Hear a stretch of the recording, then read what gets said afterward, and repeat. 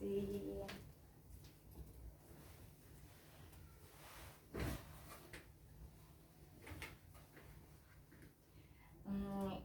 Ini dengan Mbak Yuri ya yang sudah membuat janji dengan saya kemarin. Iya benar Mbak. Kalau boleh tahu Mbak Yuri dapat nomor saya dari mana ya?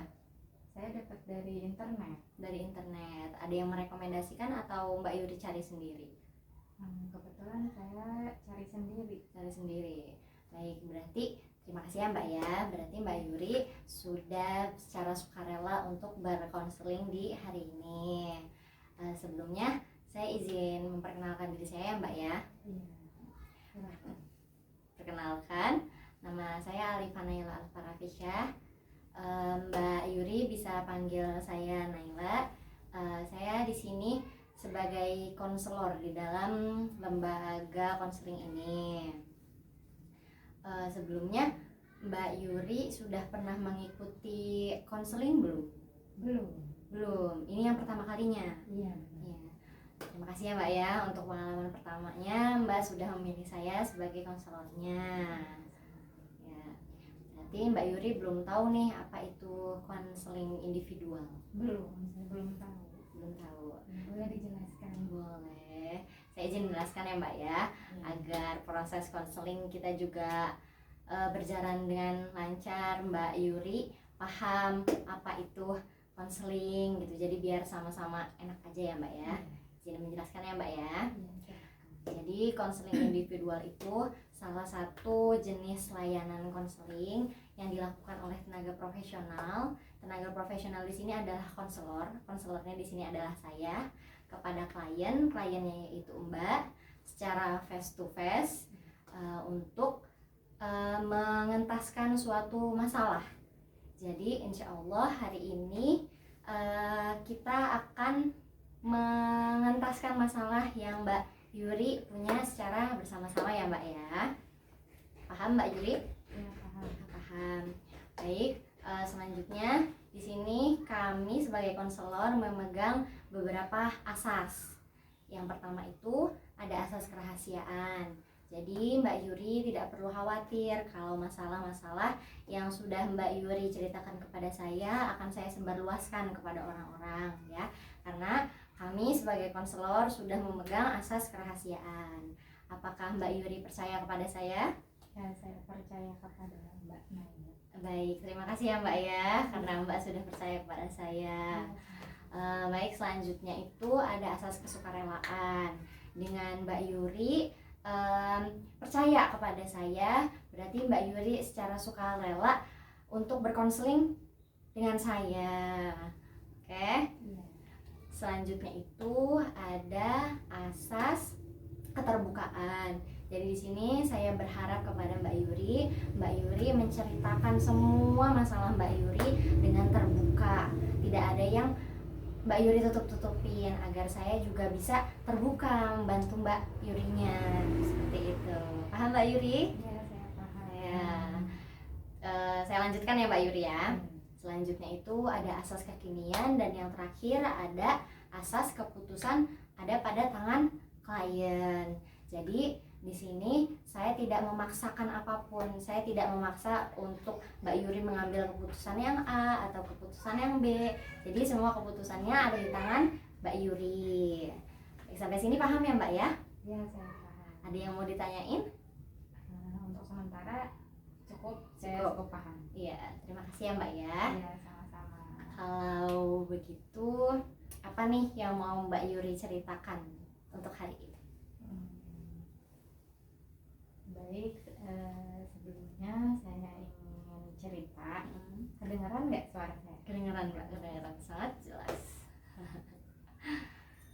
Jadi beberapa tahun kebelakang, beberapa tahun yang lalu, tepatnya saat saya masuk ke sekolah menengah pertama ya. Tapi saya bukan di SMP, di MTS ya, Madrasah Sanawiyah. Di situ saya sekolah di MTS tapi di pesantren modern.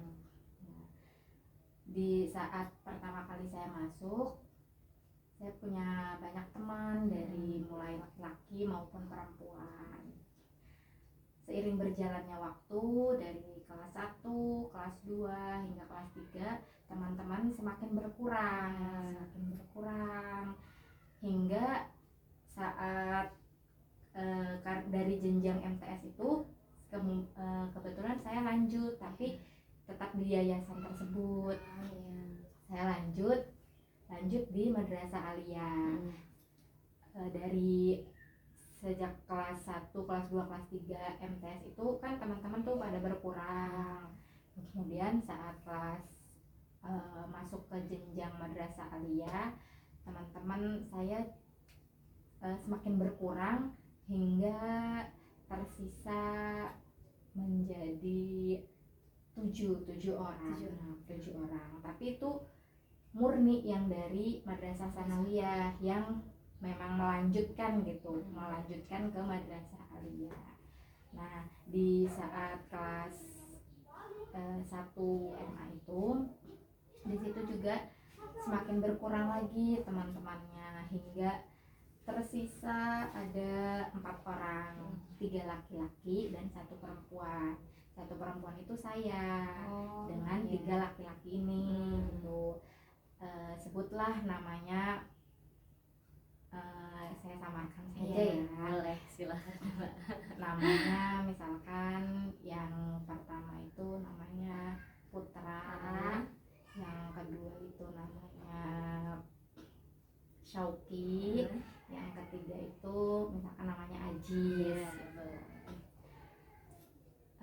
Kemudian di sini pokok yang ingin saya sampaikan, ingin saya ceritakan dari ketiga teman saya ini, saya punya menjalin hubungan yang lebih dari sekedar teman dengan Syauki. Saya menjalin hubungan dengan Syauki, bukan menjalin hubungan, tapi kita punya perasaan yang lebih dari teman. Kita punya perasaan yang lebih dari teman itu. Seiring berjalannya waktu, karena di lingkungan pesantren kan enggak yang sebebas seperti yang di luar gitu. Jadi di situ kami dekat seperti biasa. Dekatnya tuh di saat pada jam KBM aja gitu, pas jam belajar gitu, pas di kelas. Dari situ bertahun-tahun, karena saya tuh menganggap mereka tuh seperti, yang Syauki ini lebih dari teman, yang 2 ini udah seperti sahabat gitu. Jadi apa-apa saya tuh curhat sama mereka gitu, sering kadang untuk mencari tahu gimana keadaan Syauki gitu kan, pasti bertanya sama Putra sama Ajis gitu kan di situ. Nah, seiring berjalannya waktu, lulus dari Madrasah Aliyah, dari kelas 1, kelas 2, kelas 3 itu kita menjalin hubungan seperti biasa, seperti gimana sama sahabat, gimana sama yang lebih dari teman gitu. Tapi setelah lulus itu tiba-tiba Syauki ini kayak menjauh gitu, menghindar dari saya gitu ya, menghindar. Jadi di situ saya merasa bingung gitu tuh, sebenarnya dia nih masih menganggap saya ini lebih atau hanya ya sekedar teman gitu. Tapi di situ saya merasa perasaan saya tuh bener-bener gitu tuh sama Syauki ini gitu. Jadi di situ saya jadi bertanya-tanya, dia nih seolah-olah dia menggantungkan gitu, menggantungkan hubungan. Entah disebut seperti hubungan atau hanya sebatas HTS gitu ya. Nah, setelah lulus, dari situ kan hubungan tuh mulai renggang gitu. Tapi ya saya seperti biasa sama sahabat-sahabat yang si Putra sama Ajis ini biasa aja gitu. Kemudian beberapa tahun kita sama-sama melanjutkan ke perguruan tinggi dengan tujuan yang berbeda-beda. Kemudian Syauqi ini tidak ada kabar selanjutnya gitu tuh, dia tuh mau bagaimana gitu tuh. Terus meresponnya tuh bener-bener kayak slow respon banget, kayak emang udah nggak mau lah gitu tuh, kayak udah cuek banget gitu tuh. Jadi mungkin dia mau memutuskan untuk putusnya itu, untuk maksudnya kan istilahnya HTS tuh ibaratkan belum ada hubungan gitu, cuman jadinya mau bilang putus, apa yang mau diputusin karena HTS kan, tidak ada. Jadinya maksudnya dia mungkin mau bilang, bahasa kasarnya mah udah jangan deket-deket sama saya lagi gitu tuh. Mungkin entah nggak enak entah gimana gitu. Jadi dia tuh kayak bener-bener menjauh, komunikasi enggak, apa-apa enggak gitu. Nah di situ kemudian kan saya punya sahabat nih dua, namanya Putra sama Ajis. Nah saat itu saya masih di pesantren. Si Putra nih dia udah nggak di pesantren lagi karena dia udah nemenin orang tuanya mencari nafkah untuk adik-adiknya. Sisalah di pesantren tuh sisa Ajis. Jadi di situ tuh saya merasa punya teman tuh cuma tinggal satu gitu ya kan. Saya nggak curhat gimana, cuman tiba-tiba ada suatu waktu komunikasi itu tiba-tiba berubah gitu. Dia tiba-tiba Ajis ini mengungkapkan perasaannya kepada saya. Di situ kan saya terkejut gitu tuh. Maksudnya sebagai sahabat yang udah saya anggap sebagai sahabat tiba-tiba mengungkapkan gitu kan. Nah di situ saya bertanya, kok bisa gitu tuh kamu suka sama saya, padahal kamu tahu gitu tuh kan saya ini sukanya sama teman kamu gitu kan. Terus saya tanya lagi, sejak kapan kamu suka sama saya? Sejak awal masuk, pas masih madrasah sanawiyah, masih MTS. Ternyata dia maksudnya mungkin dia memendam perasaannya karena saya juga suka sama temannya dia, suka sama si Syauqi ini. Jadi si Ajis ini memendam perasaannya dan baru diungkapkan di saat hubungan saya renggang sama Syauqi. Jadi dia seperti mengambil alih hubungan itu gitu. Di situ saya bingung gimana di situ. Maksudnya saya ini nggak mau gitu tuh, nggak mau nyakitin sesama temen gitu tuh, karena mereka semuanya selain berteman antara mereka juga sahabat saya juga, teman saya juga gitu. Nah di situ dari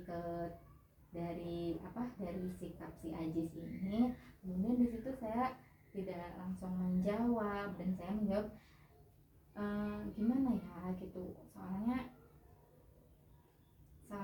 ya saya juga istilahnya masih digantungkan gitu kan, belum ada jawaban, tapi sayanya masih berharap sama si Syauqi ini gitu. Jadinya seolah-olah menutup hati untuk orang lain gitu.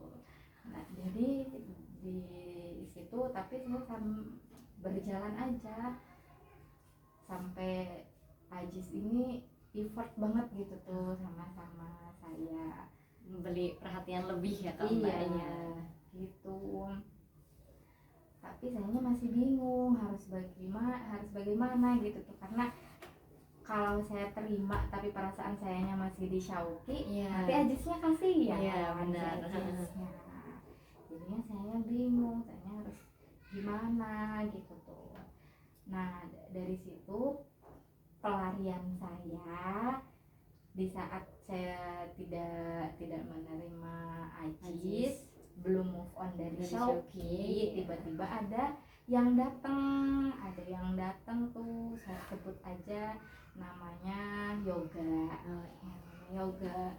Di situ saya juga bingung gitu tuh antara menerimanya atau enggak gitu kan, karena emang ya hati saya tuh masih ke Shauqi iya Mbak.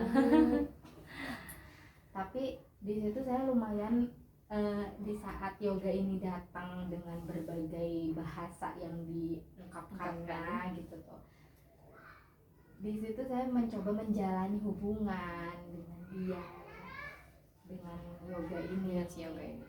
Iya, di situ. Tapi karena emang merasa tidak cocok gitu tuh sama yoga ini, sehingga di saat saya menjalani hubungan dengan yoga ini, kemudian 3 sahabat saya ini, Shauqi, Aji, sama Putra ini, mereka tahu hubungan saya sama yoga gitu. Tapi merekanya seolah-olah membenci saya karena merekanya tidak suka sama yoga, sedangkan mereka tahu saya ini sahabat satu-satunya mereka gitu. Jadi mereka nggak mau gitulah sahabat satu-satunya ini salah memilih orang gitu. Nah dari situ lambat laun di saat saya menjalani hubungan dengan yoga, saya berhenti di situ, saya mau memutuskan hubungan, tidak ada hubungan lagi dengan yoga gitu. Tapi di sini yang saya permasalahkan gitu, dari ketiga sahabat saya ini, yang pertama Shauqi, berawal dari dia masih menggantungkan hubungan, kemudian Ajis yang belum saya kasih jawaban pasti, dan yang satunya Putra yang bisa disebut sekalipun dia tidak mengungkapkan hubungan, tapi karena mereka ini sahabat gitu tuh, istilahnya dekat gitu dengan saya. Jadi dari ketiganya ini sampai sempat si Putra ini memblokir nomor saya karena saking bencinya gara-gara punya hubungan sama yoga ini gitu, sampai sebenci itu gitu tuh kan. Nah di saat saya udah ini kan udah gak ada hubungan lagi nih sama yoga, udah semuanya udah clear,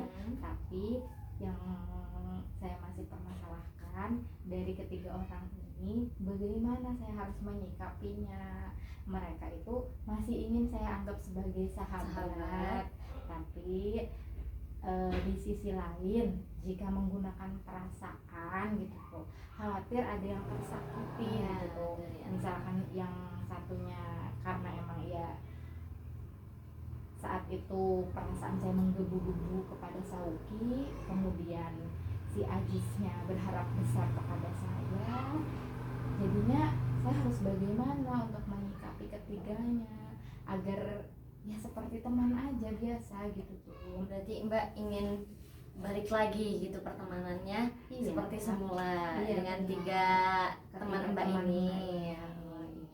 Di sisi lain kan sekarang saya udah punya pasangan lagi gitu di luar dari ketiga sahabat saya ini gitu. Jadi maksudnya untuk menjalin hubungan yang lebih baik kepada tiga sahabat saya ini, bagaimana caranya agar tidak perasaannya ini tidak kembali seperti ya sebagai teman aja gitu tuh, tidak ada perasaan canggung atau apa gitu. Jadi karena dari permasalahan sebelumnya sekalipun sudah bertahun-tahun gitu tuh dikhawatirkan gitu tuh, masih ada gitu tuh perasaan sisa-sisa gimana gitu tuh menghadapinya. Tapi Mbak Suci udah pernah belum kayak mencoba untuk menghubungi mereka lagi atau apa, sudah mencoba belum? Kalau untuk menghubungi secara pribadi sih belum. Paling kayak kita kan punya grup angkatan gitu. Ya coba aja di situ. Saya di situ juga berusaha kayak biasa aja gitu teman sama mereka. Cuman karena mungkin pernah ada gitu kan, jadinya tuh kayak canggung. Percakapannya tuh kayak bukan percakapan yang biasanya gitu tuh, kayak bukan kayak sama teman. Jadinya menyikapinya tuh masih gitu, masih canggung gitu. Oh, berarti Mbak Yuri ini belum pernah berkomunikasi secara personal ya dengan mereka bertiga ini ya? Belum pernah lagi ya Mbak Yuri ya? Kalau boleh tahu Mbak Yuri ini canggungnya ke mereka, ke teman-teman Mbak Yuri yang bertiga ini, atau ada nih salah satu yang enggak, yang Mbak Yuri ini ngerasa nggak canggung gitu, kira-kira ada nggak Mbak? Ada sih, dari ketiga teman itu kan saya canggungnya karena melibatkan perasaan.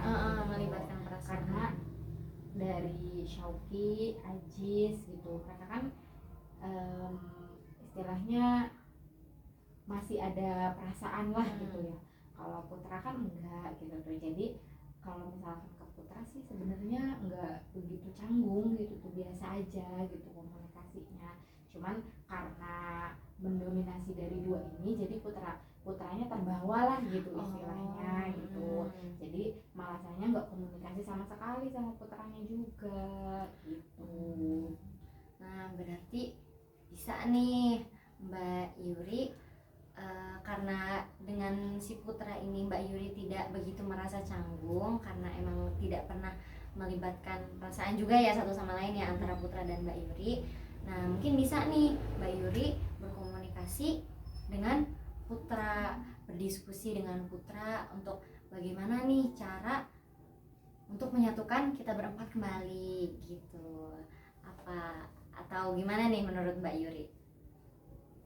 Bisa sih, bisa dicoba gitu ya. Berarti saya harus lebih intens gitu berdiskusi dengan Putra. Bisa jadi seperti itu Ya, untuk menyelesaikan kebingungan inilah gitu tuh, menyelesaikan. Karena bagaimanapun kita temen gitu tuh. Kalau misalkan tiba-tiba memutuskan hubungan karena perasaan gitu, jadi nggak ada, maksudnya pertemanannya jadi ini gitu ya, tuh, jadi nggak baik. Ya, jadi nggak baik. Padahal mah ya udah gitu tuh, kalau misalkan emang ya udah nggak ada perasaan, ya udah kita harusnya saling mempererat hubungan pertemanan gitu tuh.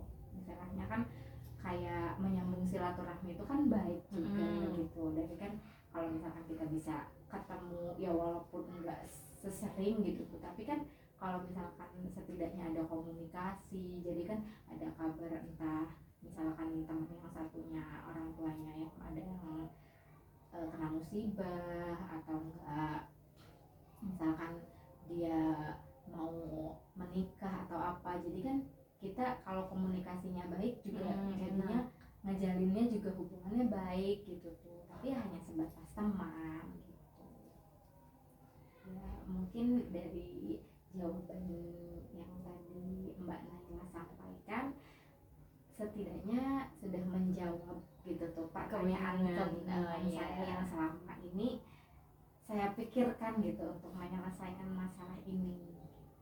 Berarti gimana nih keputusan Mbak Yuri untuk mempererat kembali pertemanan Mbak Yuri nih? Insya Allah sih akan saya coba gitu tuh untuk komunikasi pelan-pelan gitu tuh. Karena kan namanya sekarang kalau misalkan komunikasi dengan salah satunya, otomatis nanti yang keduanya juga bakal tahu gitu. Nah, tapi kan kalau misalkan emang ya bisa diajak diskusi lebih baik si putranya ini, ya pasti dia juga bakal apa sih, yang temennya ini bakal connect gitu tuh. Dia bakal respon lah gitu tuh atas ya gitu tuh, kenapa harus memutuskan pertemanan gitu hanya karena melibatkan perasaan. Baik, berarti di sini Mbak Yuri sudah menemukan belum apa nih solusi terbaik untuk kedepannya, untuk bersama kembali dengan keempat teman Mbak Yuri ini? Untuk sementara ya saya harus memperbaiki komunikasi. Yang pertama yaitu untuk memperbaiki komunikasi, karena jalannya kita kan tinggal bukan di rumah yang bersampingan. Jadi setidaknya memperbaiki komunikasi itu jalan pertama gitu. Kalau misalkan untuk bersilaturahmi masih bisa didiskusikan lagi. Baik Mbak Yuri, ada yang ingin disampaikan kembali? Sudah cukup sampai itu aja yang sudah saya sampaikan. Cukup ya Mbak ya. kalau begitu kita tutup konseling kita di hari ini dengan mengucapkan ayat alhamdulillah. Alhamdulillahirabbil alamin. Terima kasih ya Mbak Yuri ya, karena Mbak Yuri sudah secara sukarela bercerita, berkonseling kepada saya Mbak ya. Sama-sama, terima kasih juga kepada Mbak Naila yang sudah meluangkan waktunya dengan sukarela mendengarkan cerita saya dan memberikan saya jalan menemukan solusi terbaik untuk menyelesaikan kebingungan yang selama ini saya alami. Iya, Terima kasih Mbak sama-sama. Naila. Terima kasih juga ya Mbak ya. Saya pamit ya. Mbak. Sehat selalu. Iya, Mbak juga ya, sehat selalu Iya. ya Mbak. Hati-hati di jalan Mbak.